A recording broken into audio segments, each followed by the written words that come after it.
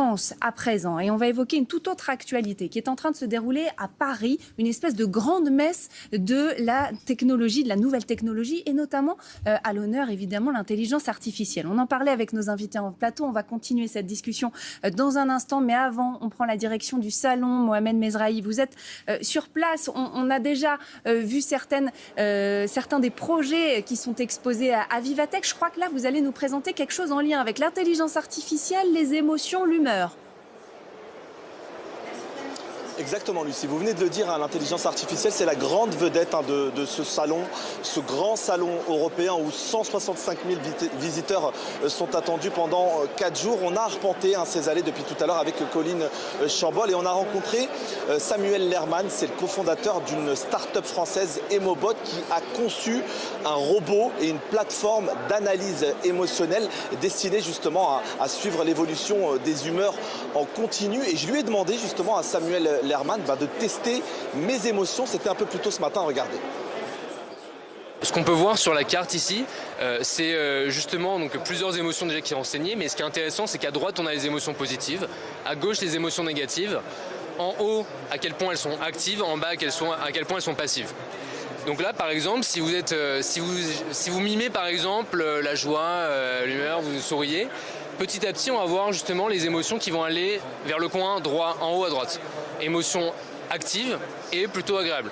Okay. Par contre, si vous froncez les sourcils ou vous mimez, la colère, quelque chose comme ça, petit à petit, on va voir que les émotions vont plutôt vers le côté gauche de la carte, les émotions moins agréables et plutôt actives.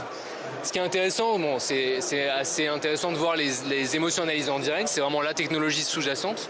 Maintenant, ce qui est intéressant, c'est de voir le bilan. Là, sur la minute d'enregistrement de vos émotions, quelles ont été celles que vous avez le plus ressenties concrètement. Bon, là on voit que c'est pas très marrant, je sais pas si vous êtes content d'être avec moi ou pas. Non, je rigole. Si, plutôt content. Non, bon, d'ailleurs on peut voir comment dès que vous souriez, on voit comment justement la tâche va progressivement s'étendre vers les émotions plutôt agréables et plutôt actives. C'est vraiment ça l'idée, là c'est sur 1 minute d'enregistrement, mais il faut imaginer qu'on analyse ça pendant 1 semaine, pendant 2 semaines, ce qui vient caractériser de manière très précise l'état émotionnel du patient. Une plateforme donc d'analyse émotionnelle destinée aux personnes âgées à domicile ou encore dans les EHPAD et qui peut révolutionner le quotidien des personnes âgées ou bien des personnes qui souffrent de troubles de bipolarité. C'est effectivement très intéressant, très intriguant de voir ça. Là, on a une IA qui est au service finalement de l'humain et des problématiques sanitaires, peut-être de santé mentale aussi. Ça peut peut-être être utilisé dans ce sens-là. Tariq Krim, quel regard vous portez sur ce qui vient d'être présenté là à l'instant ? 2 choses. La première, c'est qu'historiquement, la première IA, ELISA, avait été imaginée pour justement, après la guerre du Vietnam, on n'avait pas assez de psychiatres, de psychanalystes, et donc d'utiliser cet outil, ça n'a jamais vraiment marché. En réalité, alors là, c'est peut-être les 30 ans d'expérience qui parlent, la technologie, il y a toujours des choses qui marchent très bien et des choses qui marchent relativement bien et des choses qui ne marchent pas du tout.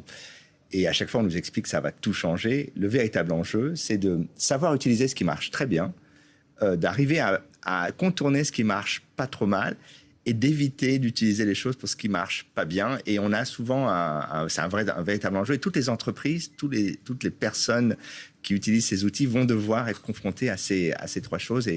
Et donc, c'est un regard à la fois mitigé parce que c'est pas l'outil fantastique rêvé, mais en même temps, c'est vrai qu'il y a des choses qui sont extrêmement utiles. Mais on en revient à cette question dont on parlait tout à l'heure, de l'équilibre finalement. Ne pas aller tête baissée dans l'IA, mais peut-être ne pas non plus la rejeter à tout prix. Vous en pensez quoi, Chadi Antouche ? Oui, effectivement, c'est toute la question aujourd'hui de trouver cet équilibre entre tout le positif que peut amener la technologie, en évitant effectivement toutes les dérives. Les sujets effectivement qu'on appelle maintenant d'hallucination, quand l'IA n'ayant pas de bonne réponse donne la réponse la plus probable, les problèmes de sécurité que ça pose. Nous, on porte un regard plutôt positif sur cette technologie. Là, effectivement, l'innovation est à son comble. La technologie n'est pas encore complètement mature et stable, mais on peut gager que dans les prochaines années, on va justement travailler à trouver cet équilibre et à l'intégrer de manière sereine dans nos vies comme au travail. Mais cet équilibre qui est recherché, dont on parle là, est-ce qu'il n'est pas aussi très politique, très géopolitique et économique également, Laura Sibony? Il y a un enjeu, on se rappelle de cette grande conférence mondiale qui a eu à Paris justement pour essayer d'encadrer les usages de l'IA. Oui, c'était il y a 3 mois, le sommet pour l'action sur l'IA qui avait regroupé beaucoup de dirigeants politiques, d'investisseurs à Paris pour parler de l'intelligence artificielle, mais en parler sous un angle justement très géopolitique, économique. Aujourd'hui, donc on a Vivatech du 11 au 14 juin qui vient plus mettre l'accent sur les startups, mais qui parle encore beaucoup à des investisseurs, à des start-upers. Je reste un peu sur ma faim quand je vois une démonstration, de Vivatech, parce qu'on a évoqué les usages, mais on ne les voit pas encore. Pouvoir détecter des émotions, c'est passionnant. Vraiment, ça peut servir à des choses fantastiques, mais j'aimerais voir auxquelles. J'aimerais voir maintenant ces applications dans les EHPAD pour pouvoir accompagner des personnes âgées, voir les applications dans le domaine médical. Voilà, l'intelligence artificielle peut avoir un rôle en psychologie et encore une fois dans cette idée de collaboration, pas uniquement pour remplacer un psychologue.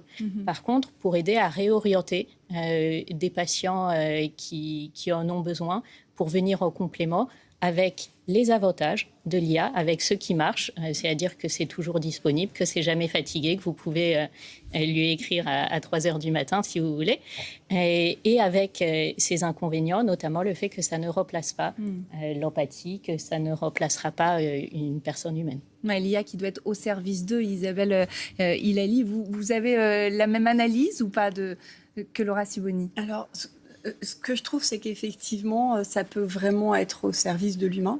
Vous parliez du coup de maladie. Alors, je reste aussi déjà pour répondre sur la première partie, moi aussi, je reste sur ma faim. Et ce qu'on voit, c'est qu'il n'y a même pas 20% des POC qui sont industrialisés. Donc, on voit qu'il y a beaucoup de choses qui sont tentées et qui ne passent pas justement dans des EHPAD.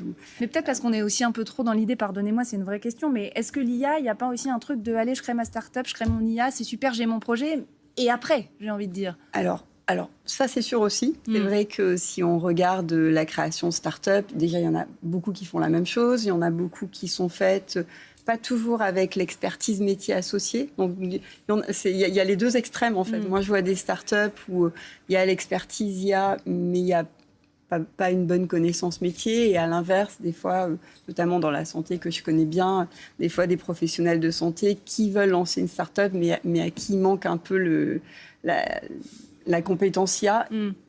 Je trouve que le lien entre les deux est en train de se faire. Ce qui est sûr, c'est qu'il y a beaucoup de choses dans le pipe. Moi, je suis très confiante. On parlait de maladies mentales, non seulement l'IA générative, qui peut être un compagnon, mais l'IA classique. L'algorithmie, on voit que Fondamental, la grosse fondation qui travaille sur les maladies mentales en France, est vraiment en train de lancer beaucoup de collaborations sur des données. Donc moi, je suis assez confiante. Merci infiniment à tous les quatre d'avoir été avec nous pour parler de l'intelligence artificielle.